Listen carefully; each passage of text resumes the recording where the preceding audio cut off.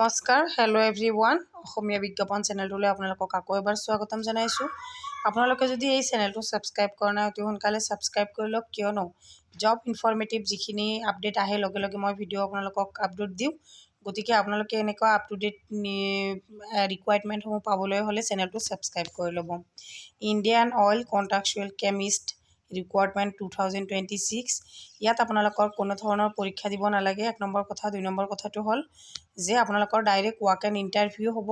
ভালেখিনি পোষ্ট আছে, ক'ত কেনেকৈ আপোনালোকে ৱাক এণ্ড ইণ্টাৰভিউ কেতিয়া হ'ব, কোনটো ডেটত হ'ব, কোন জেগাত হ'ব, গোটেইখিনি ডিটেইলছত মই জনাই দিম। গতিকে এইটো অৰ্গেনাইজেশ্যনটো হৈছে অইল ইণ্ডিয়া লিমিটেড OIL।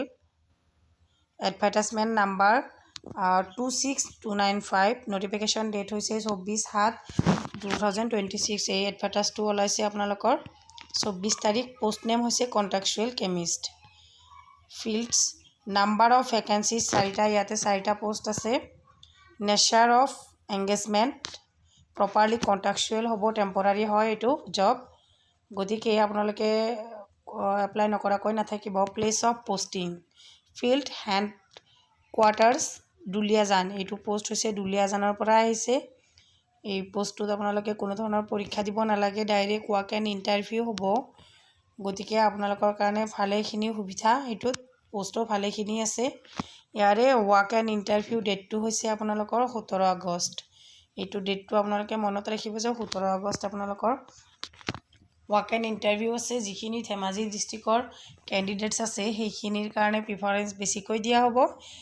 মানে সেইখিনি যিসকল কেণ্ডিডেটছে ধেমাজিৰ পৰা চাই আছে সেইসকলে যাতে অতি সোনকালে এইটো যোগাযোগ কৰে, যাতে আপোনালোকে 17 আগষ্টত এই ৱাক এণ্ড ইণ্টাৰভিউটো এটেণ্ড কৰে।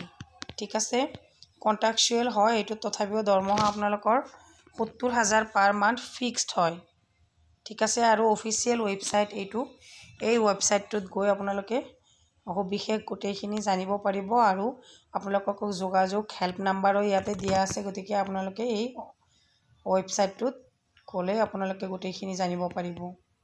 Candidates planning attend the Oil India walk in interview should not the follow' important date careful. ইয়াতে কেইটামান তাৰিখ দি দিছে আপোনালোকৰ। এই এইটো ওলাইছে 24 তাৰিখ, আৰু ৱাক এণ্ড ইণ্টাৰভিউটো আছে 17 আগষ্ট।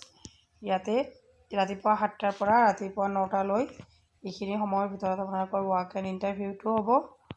তাৰে পিছত চাওক, ইয়াতে আপোনালোকৰ oil India chemist educational qualification. ইয়াতে আপোনালোকৰ শিক্ষাগত অৰ্হতা যোগ্যতা কিমানখিনি লাগিব।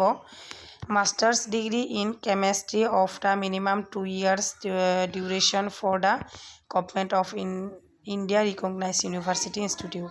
মাষ্টাৰ ডিগ্ৰী কেমেষ্ট্ৰিত থাকিব লাগিব, মিনিমাম 2 বছৰৰ এক্সপিৰিয়েঞ্চ থাকিব লাগিব বুলি কৈছে। Work over